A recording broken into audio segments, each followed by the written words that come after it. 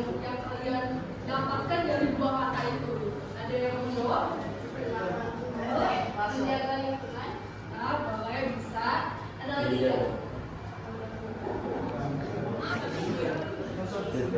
Saya mau nanya lagi, kalau kalian itu terakhir kali megang HP itu kapan?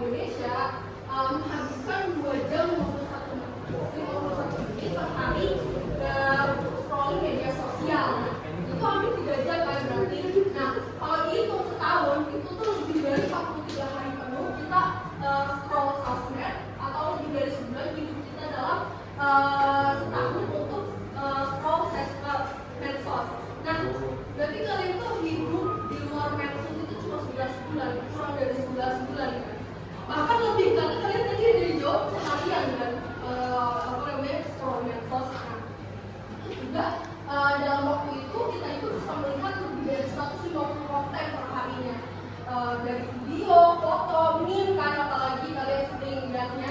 Nah, aku mau tanya kalian sering lihat atau baca berita nggak sih?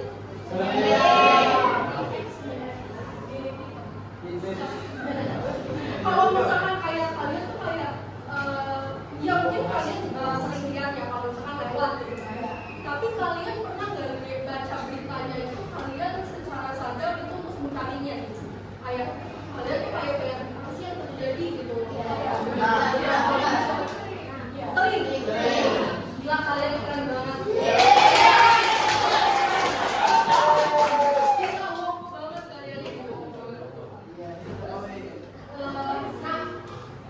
Terus juga secara global 4,9 miliar manusia yang aktif itu di media sosial, berarti kayak lebih dari setengah populasi manusia itu kita sering banget terpapar sama media sosial. Nah, generasi kalian itu, kalian bukan aku ya, generasi kalian itu generasi yang paling berpengaruh sama sejarah karena dalam pergerakan lingkungan, bukan karena kalian itu paling pintar atau paling kaya atau kalian punya privilege yang kalian punya sekarang, tapi karena kalian itu punya akses ke alat komunikasi yang kalian bilang kalian pegang gitu kan, yang yaitu siapa yang berkuasa, itu siapa yang menentukan bagaimana alam itu diperlakukan. Jadi ada yang mau jelasin dulu nggak? Kalian jawab dari penjelasan singkat aku. Nangkapnya. Ada yang mau jawab? Jadi pemerintah itu sangat dalam, jadi dia harus tahu keadaan lingkungan kita. Boleh. Ada lagi? Benar? Ada lagi dirinya untuk pemerintah. Kita sebagai masyarakat itu tidak bisa menginterpretasi ataupun ikut campur akan kebijakan tersebut. Terus yang kedua, itu pengelolaan sumber daya alam. Semuanya yang dikelola oleh pemerintah itu tuh atas izin pemerintah, karena Indonesia kaya atas sumber daya alam kan di dunia. dunia, terbesar di dunia, terus juga kita punya hutan tropis terbesar kedua yang ada di dunia, terus garis pantai kita itu paling panjang keempat di dunia, terus juga dengan mineral lautan juga terbanyak di dunia. Nah, tapi kekayaan itu tuh tidak dirasakan langsung kan sama kita. Nah, apa namanya? Karena pemerintah itu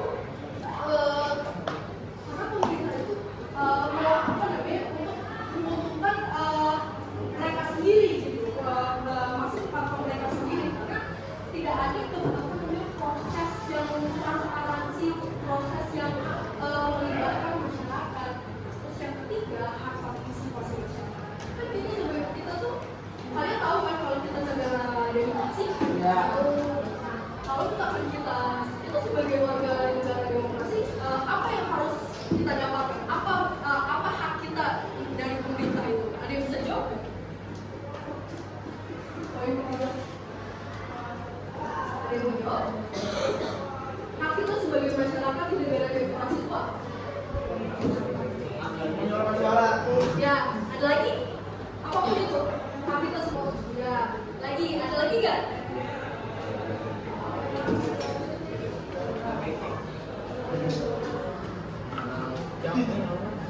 Ayo yang lain dong. Dari sini, boleh dia jawab. Jawab teman-teman, please. Apa hak kita sebagai warga negara di negara demokrasi? Ada yang mau jawab?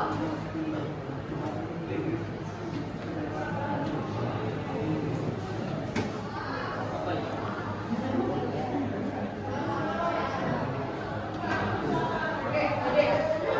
Jadi, mengawasi kan?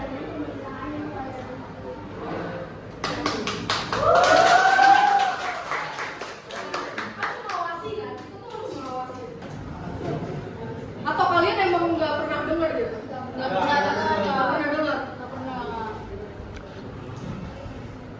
Mungkin orang tua kalian kali ya, dan kalian yang nggak tahu.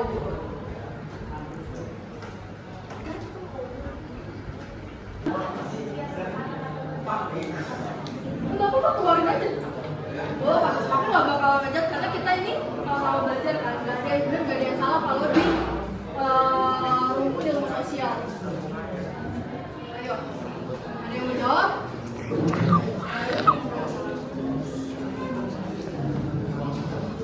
Terus juga HTI, terus HTI itu hutan tanaman industri. Nah, kalian tahu gambut gak sih yang kering gitu?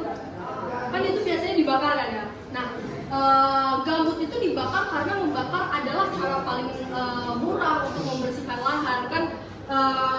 Kalian suka lihat kayak asap-asap hitam itu yang gambut dibakar, terus juga lahan itu dibuka karena ada izin konsesi dari yang diberikan pemerintah kepada perusahaan-perusahaan besar yang ada di Indonesia ini. Terus juga yang kedua, banjirop Jakarta. Nah, tanah yang dulu kering sekarang basah.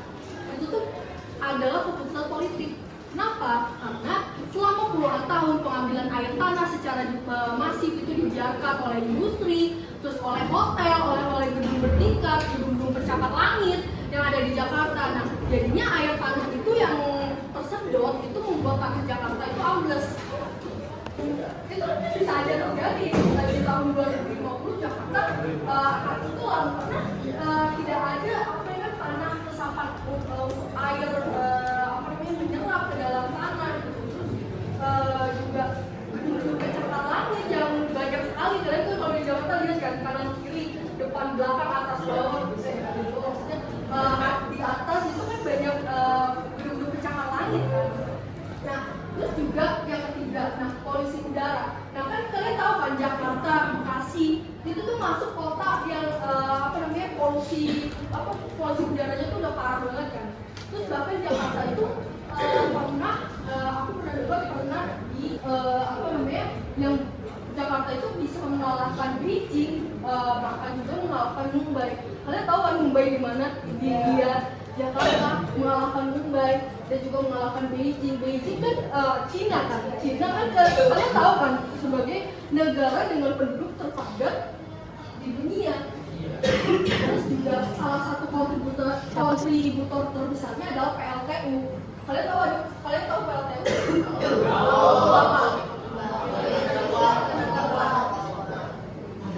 Yang beroperasi di sekitar Jakarta, di Banten, Jawa Barat. Terus juga yang keempat ada tambang ilegal. Nah, kalian ya boleh itu juga. Ada lagi yang mau jawab? Yang lain dong, jangan ya. Jangan panggilan terus. Ayo, kamu jawab namanya. Ya, ada. Ayo, selain Farina sama Aga jawab dong.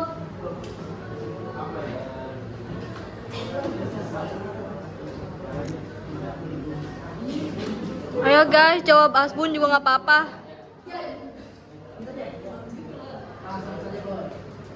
Ayo, ada yang jawab nggak? Kenapa sosial media itu bisa mengubah kebijakan?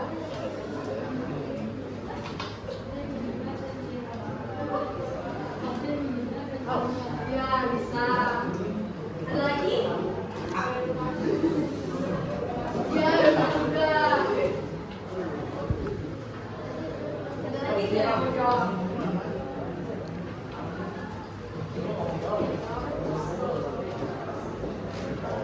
Guys, jawab. Nah, aku jelasin aja langsung ya. Kenapa sosmed itu bisa mengubah kebijakan? Nah, yang pertama, isu atau masalahnya terjadi kan.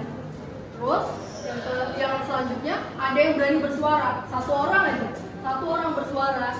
Terus misalkan dia fitur IG yang bisa di sharing bareng-bareng itu. Iya itu, pokoknya itu. Nah, ada yang berani bersuara, terus dia pakai itu kan, misalkan pakai fitur IG yang bisa di sharing sama orang itu. Terus kontennya menyebar dan juga viral, ya kan? Terus juga media mainstream kayak misalkan liputan atau channel-channel berita itu kan memunculkan berita tersebut. Terus juga tekanan publiknya makin mengeras kan kalau misalkan media-media terkenal gitu, misalkan BCC itu bersuara kan, jadinya pemerintah itu terpaksa untuk bereaksi kan, karena kan tekanan dari publik, tekanan dari masyarakat, tekanan dari kita gitu. Nah, contohnya yang terjadi yang benar-benar berhasil kampanye #bersihkan-Indonesia yang dimulai dari koalisi masyarakat sipil. Kalian ada yang tahu nggak masyarakat sipil? Kelalaian untuk menjaga kualitas udara, dan pada tahun 2021 Pengadilan Negeri Jakarta Pusat itu mengabulkan gugatan itu yang menyatakan pemerintah salah. Terus ini pertama kali dalam sejarah Indonesia pemerintah itu dihukum secara hukum atas kerusakan udara. Jadi #bersihkan Indonesia ini sejauh ini tuh yang terbaru ya, yang didengarkan oleh pihak pengadilan gitu untuk siapa tadi yang jawab? Iya, benar. Siapa itu Greta Thunberg? Siswi SMA. Iya, dia juga dia SMA. Tapi kalian tahu gak dia itu siapa? Tokoh apa? Aktivis lingkungan. Nah, bukan hanya di Indonesia, tapi di tingkat global, gerakan contoh kayak tadi Bersihkan Indonesia itu gerakan Fridays for Future yang dipimpin Greta Thunberg yang dimulai dari seorang siswa SMA. Greta Thunberg saat itu masih SMA ya, sekarang dia seumuran aku. Terus dalam 2 tahun gerakan itu menyebar ke 150 negara secara global hanya karena dia itu bersuara di Instagram. Seorang anak SMA, kalian seumuran kalian Greta Thunberg saat itu, dia bersuara di media sosial dan menggerakkan lebih dari 7 juta orang dan juga memaksa pemimpin dunia untuk angkat bicara soal krisis iklim. Hiperbola banget. Nah, kalau karena kalian itu kalian generasi apa ya bahasa Indonesia woke? Generasi yang iya, generasi yang, Sadar. generasi yang Sadar. Sadar. banget sebenarnya. Maksudnya semua itu sama politik, semua itu sama kehidupan sekitar. Bahwa politik itu kalian tahu kan politik itu berpengaruh sama Lingkungan. dan kalian Buat gua.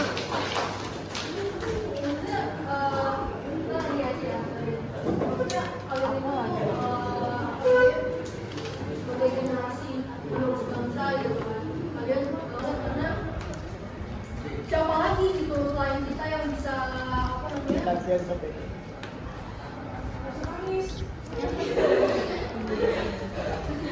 siapa lagi yang bisa mengubah negara kalian tahu apa tuh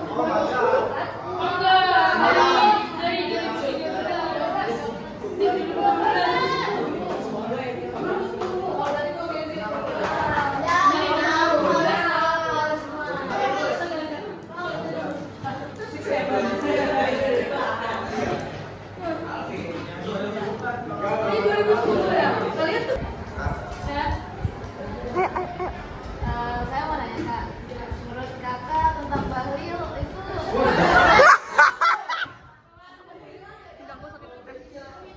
apa di menurut kakak tentang Bahlil itu hasilnya kayak gimana? Makanya tuh gimana orangnya? Bukan apa sih dia? Singkat aja. Bang Leo tuh gimana sebagai pemimpin?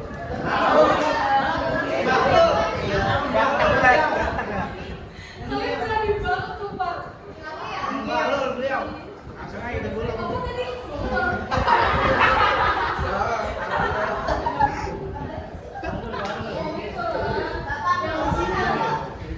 Kalian Bang Leo itu sebagai menteri gimana sejauh ini? Kalian mau dia?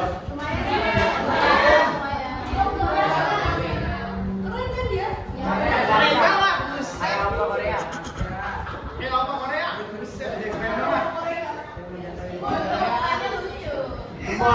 Lu jangan bikin gua gemeteran ya.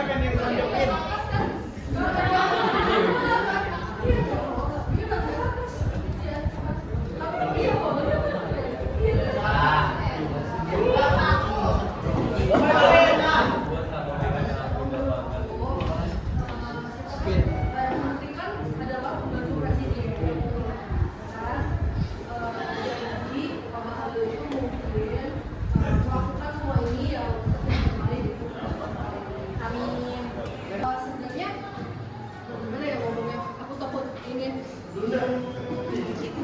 Ya mungkin emang nggak apa-apa sebenarnya semua manusia kan ada salahnya gitu kan, pasti ada benar-benarnya. Kita manusia berbagi terus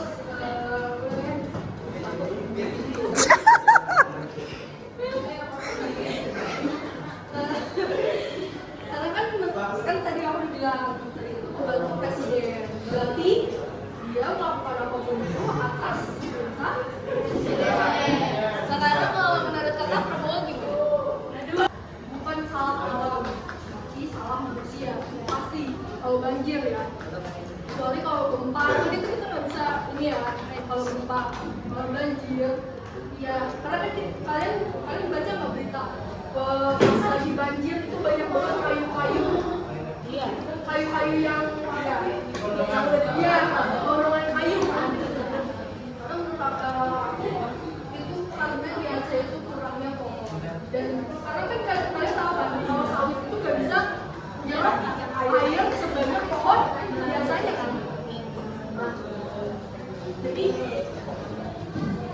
maaf aku cari alamat. Jadi banjir yang ada di Aceh sama di Sumatera itu ya karena sawit, terus juga karena kurangnya pohon-pohon yang benar-benar apa namanya pohon yang benar-benar bisa menyerap air.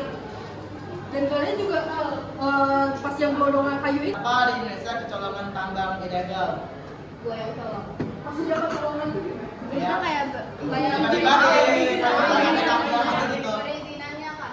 Soalnya pemerintah itu nggak cuma di pusat doang, nggak cuma di istana presiden, nggak cuma di kementerian, tapi ada kepala desa, kelurahan, kepala lurah, terus juga apa lagi? Setelah camat, ya kan, bupati, wali kota, gubernur, baru ke pusat, ya kan? Nah, udah bisa ditarik nggak benang merahnya? Ya, berarti yang mengizinkan siapa? Pemimpin-pemimpin yang ada di bawahnya. Berarti yang tambang-tambang ilegal kecolongan dalam tanda kutip, itu berarti kepala-kepala daerahnya itu yang mengizinkan. Dan misalkan sebenarnya sih ya di pemerintahan kita ini kurang banget ininya, apa namanya, pengawasannya, menurut aku ya. Jadi pusat itu kurang mengawasi kepala-kepala daerah. Jadinya banyak banget kayak kecolongan lah, apalah istilahnya kan. Karena kurangnya pengawasan itu, jadi si kepala daerahnya itu bebas aja gitu untuk melakukan perizinan atau apa yang untuk menguntungkan. Jadi gini, sebenarnya tambang-tambang ilegal itu diizinkan yang mana untuk menguntungkan si pemerintah yang mengizinkan itu. Tahu kan? Jadi, kalian lihat kan Papua itu kaya banget akan sumber daya alam, kaya banget. Tapi masyarakatnya apa? Masih tetap 3T kan? Tetap daerah 3T Papua itu. Kenapa? Karena pemerintahnya yang hanya ya pemerintah itu belajar, ini sama aja kayak anak politik. Kita tuh pengetahuannya sama kayak politik, cuma kita itu masih pemerintahan. Kita karena kan kita kan dididiknya untuk buat jadi birokrat pemerintahan itu. Jadi kita itu belajar bagaimana menjadi birokrat itu, terus juga kita belajar bagaimana mengelola pemerintahan yang baik. Kita belajar dari segi, kalian tahu kan trias politika, kalian tahu gak? Trias politika. Ada yang bisa nyebutin trias politika? Oh, dia tahu ya? Trias politika apa? Nah, jadi kalau di ilmu pemerintahan itu belajar dari segi eksekutifnya, dari segi legislatifnya, dari segi yudikatifnya. Jadi kita coba, jadi langkah ilmu pemerintahan itu bisa dari perjanjian nanti. Terus juga kita belajar politik luar negeri juga, apa yang terjadi di dunia. Pokoknya pemerintah itu, pemerintahan dia, politik dia, geopolitik, saya tahu geopolitik juga. Ya, jadi politik luar negeri juga kita belajar. Ada pokoknya perang Iran, perang Amerika, Israel, kita juga belajar di pemerintahan. Lagi, kalian pada mau masuk jurusan apa sih nanti kuliah? Kalian mau anak IPA semua? Ya. IPS.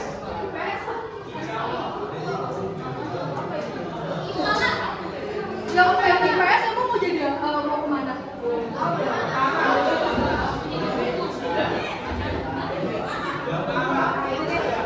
Oh iya, yang kita juga belajar hukum.